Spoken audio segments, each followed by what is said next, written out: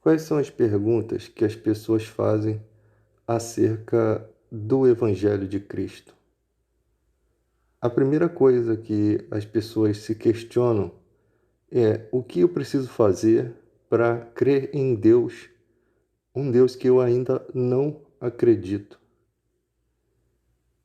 Essa sinceridade do coração humano mostra o que a Bíblia nos ensina.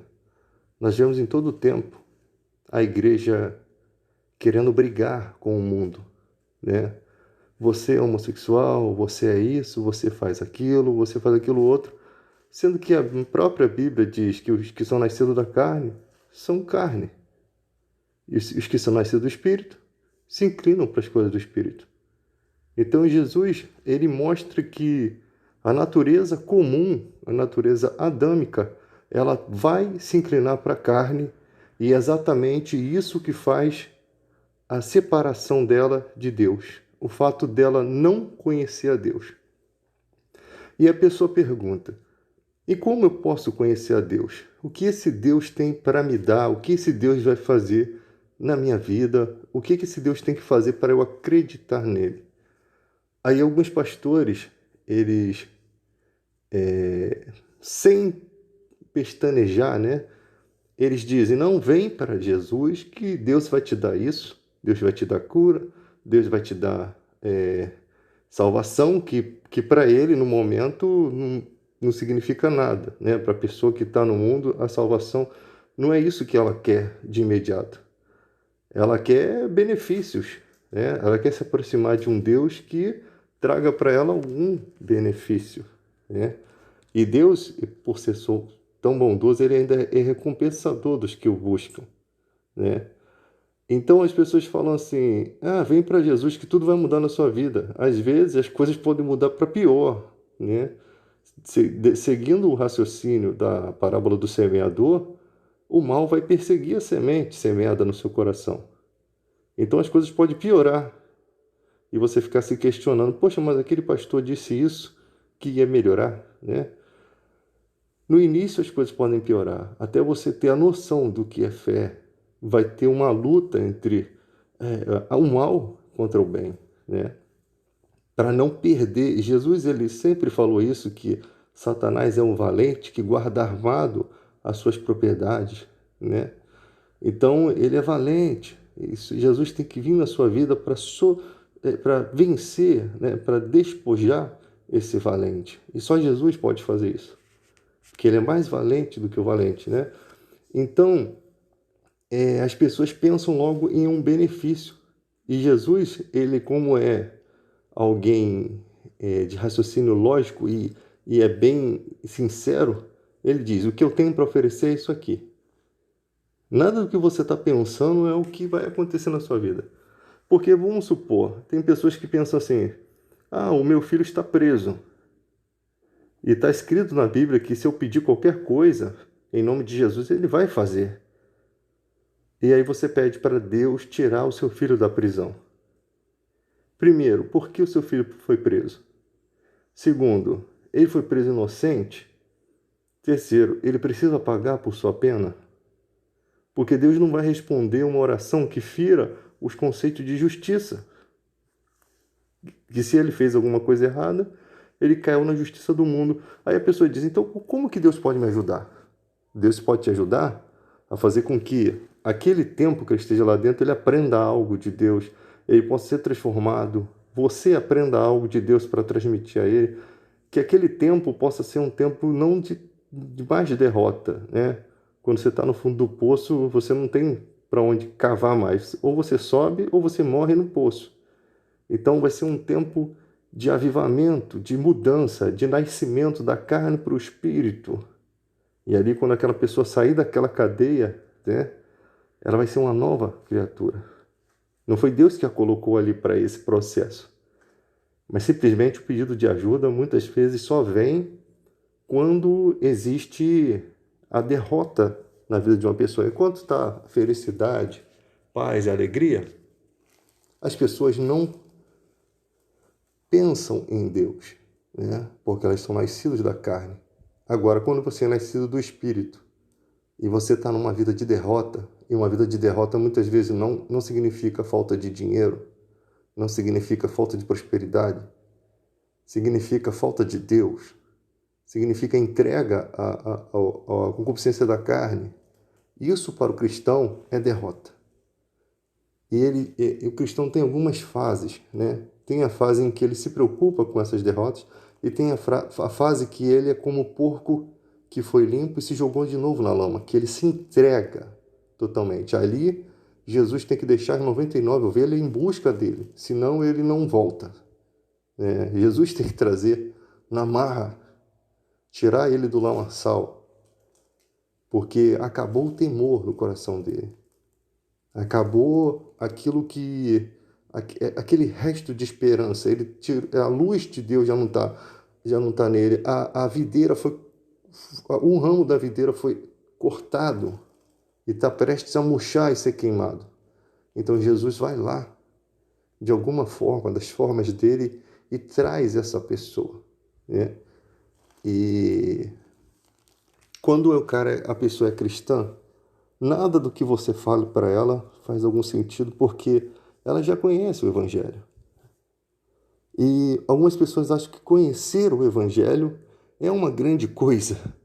Ser amigo de Jesus não garante salvação. Você não pode ser amigo de Jesus, você tem que amar os conceitos de Jesus. Amigo não garante salvação. Ser amigo não garante nada. Se você tem um amigo que morre e deixa uma herança, você é apenas um amigo. Mas se você fosse filho ou irmão, você teria alguma herança, né? Então, a ideia do Evangelho é o seguinte, que você, para vir até o reino de Deus, você precisa fazer aquilo que você não quer fazer. Mas precisa haver uma determinação sua. Negar-se a si mesmo. Dizer, a partir de hoje, aquela vida tem que morrer. Esse é o significado do batismo. Porque ninguém se propõe a ser batizado senão pela fé de que quando ela afundar, submergir naquelas águas, um novo homem vai nascer após aquilo, uma nova mulher vai nascer após aquilo, e digo até uma nova criança vai nascer após aquilo, porque tem criança também que declara sua fé. Então isso é o símbolo do batismo. E a partir daí, o Espírito Santo começa a agir na sua vida, a partir daquele momento que você sinceramente determinou. Então não adianta a família ficar assim, fazer de tudo muitas vezes para aquela pessoa aceitar Jesus. Porque quem tem que fazer algo por ela é ela mesma. Né? Não adianta ser uma forçação de barra, porque essa determinação precisa partir do teu coração. Quando diz que tudo que é ligado na terra é ligado no céu, a respeito de oração, também posso usar para esse contexto. O dia que você determinou foi ligado na terra e foi ligado no céu. Deus olhou e viu um verdadeiro adorador, que o adora em espírito e em verdade, que quer, né? E um exemplo disso é Zaqueu, que sobe na figueira com que pensamento nós não sabemos.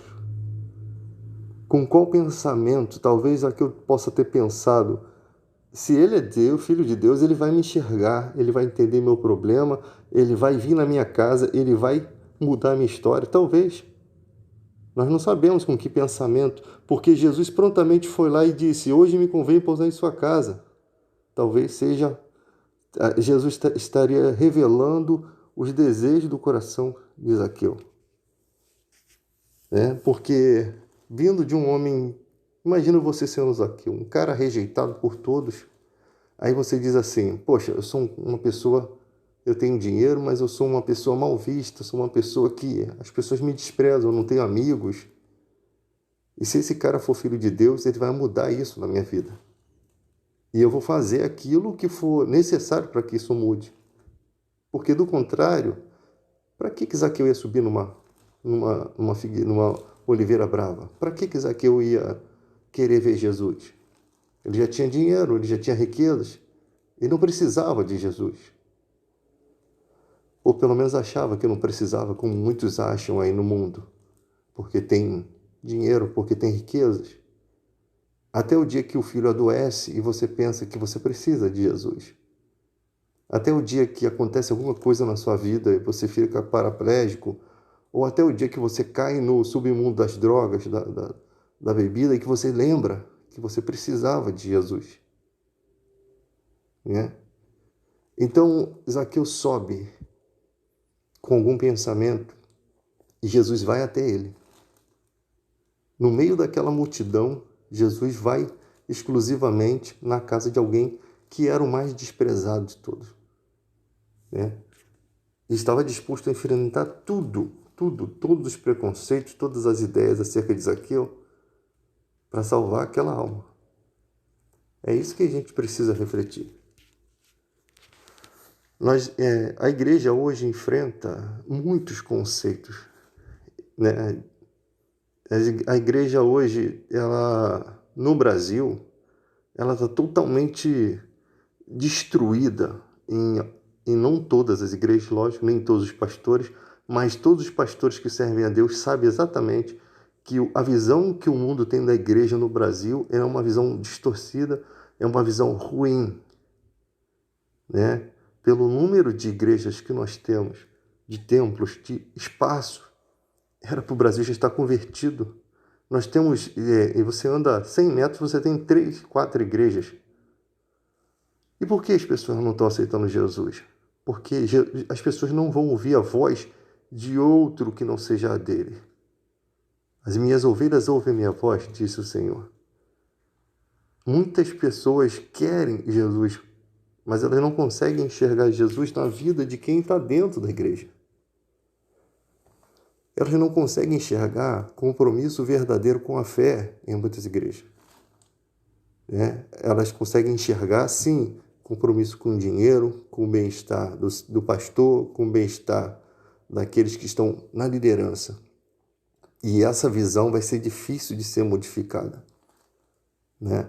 Porque as grandes igrejas, que são aquelas que estão na televisão, aquelas que aparecem primeiro, são as mais sujas, são as mais manchadas, sabe? Em uma época em que todos os pastores pedem dinheiro, todos os pastores enriquecem, que tipo de igreja convém que sejamos? Que tipo de igreja convém que os pastores sejam?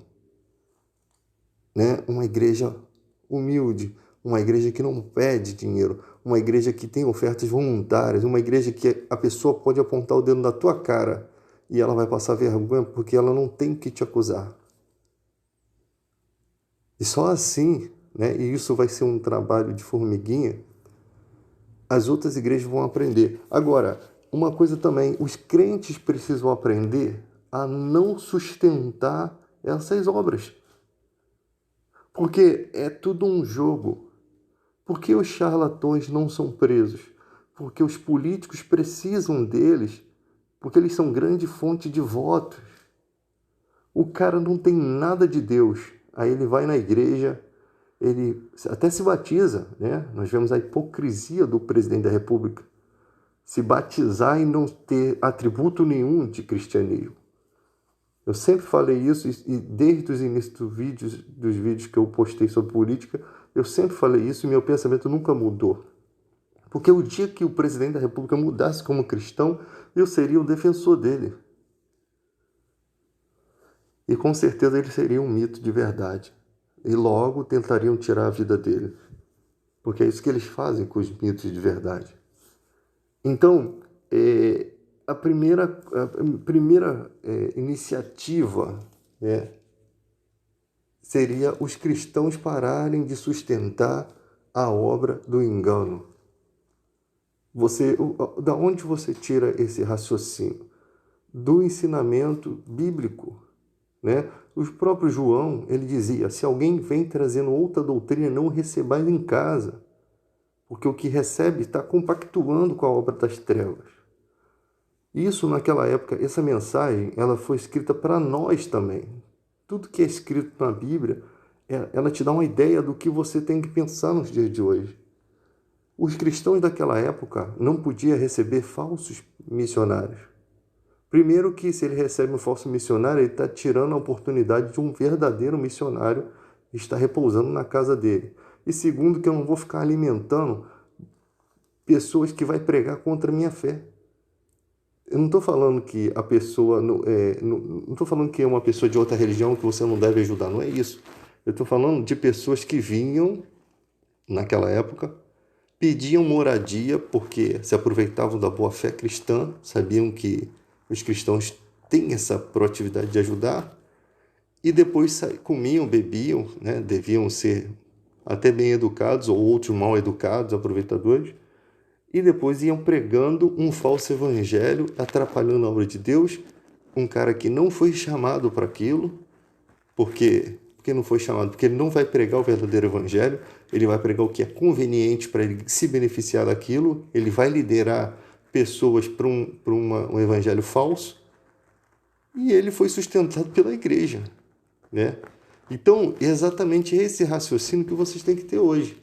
Você está aí dando o seu dízimo para a igreja desses caras que você sabe que não pregam o verdadeiro evangelho, você literalmente está fazendo o mal, você está apoiando a obra das trevas. Porque esse cara, quando ele for apoiar um político, ele vai apoiar um político sujo, da mesma laia que ele. E ele vai arrastar você para apoiar também aquele que lá na frente vai te oprimir. E o que você plantou, você está colhendo. O que você plantar, você vai colher. Esse é o raciocínio. É bem simples, não tem discussão, não tem teologia diferente disso. Sabe? Não tem uma palavra que possa ser diferente. Não, isso está errado, não está certo. Você não pode pensar assim, eu vou entregar meu dízimo, ele que vai dar conta a Deus. Não. Deus te deu sabedoria para você raciocinar na vida. Deus te deu sabedoria. E o que você faz com essa sabedoria? Então, essa falta de entendimento já mostra que você é infantil na fé. Jesus era um homem bravo. Era um homem que enfrentava a hipocrisia. Ele não aceitava o hipócrita. Ele não chamava o hipócrita e dizia assim, não, meu filho, você tá tudo bem. Segue teu caminho em paz, não. Ele dava uma palavra dura. Ele machucava com um argumento lógico. Porque chega um ponto em que as pessoas já não querem ouvir a verdade e ainda fingem que querem ouvir, né? Então Jesus precisava mostrar para a gente como que se age com o hipócrita, como que se atua. As palavras de Jesus para eles é de desprezo, porque é perda de tempo, né? Vai e muda. Ou seja, se você não mudar, não posso fazer nada na sua vida. Vai e muda. Era exatamente essa palavra. O cara vinha cheio de artimanha. O que eu preciso fazer, Senhor? Você precisa fazer isso, você precisa deixar de ser hipócrita, você precisa mudar, você precisa fazer isso, você precisa deixar isso. Eram essas palavras de Jesus, né? E Paulo segue o mesmo conceito. Eu não uso palavras persuasivas, eu não uso palavras de sabedoria humana, eu não estou aqui para agradar ninguém, né? Eu não estou aqui para ficar bajulando, né? Nós não somos desse tipo de pessoa que fica bajulando. Não. Nós somos do tipo de pessoas que falam a verdade, do tipo de pessoa que muda aquela pessoa ou não, mas que ela vai sair dali ouvindo a verdade. E aí ela determina sobre a vida dela o que ela vai seguir. Então o evangelho é isso, é caráter, é enfrentamento, é verdade. Não é você ir eu vou te fazer esse trabalho de macumba aqui. Eu vou no cemitério, talvez isso aqui esteja fazendo mal para alguém, aí você filma, bota na internet, arruma um problema judicial para você, para sua igreja, para o seu pastor.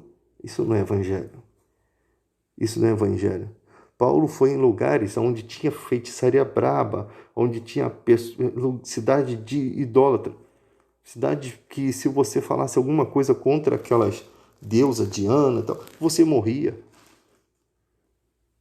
E lá ele encontra uma jovem que adivinhava as coisas.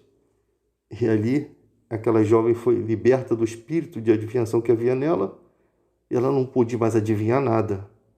E os caras que ganhavam dinheiro com aquela mulher, né, fazendo nifes de prata, usando aquela adivinhação em prol da falsa religião, porque é isso que o mal faz, ele dá dons, ele faz as pessoas terem dons, né, para apoiar uma falsa religião, e daí você sabe que aquele dom não é de Deus. Ah, mas ele está curando, mas ele prega o quê? Ah, ele prega a reencarnação, então não é de Deus. Deus não age desalinhado com a sua palavra.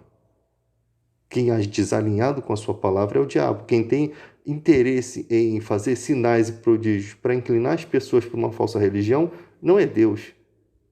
Deus não é de passar a mão na cabeça, não.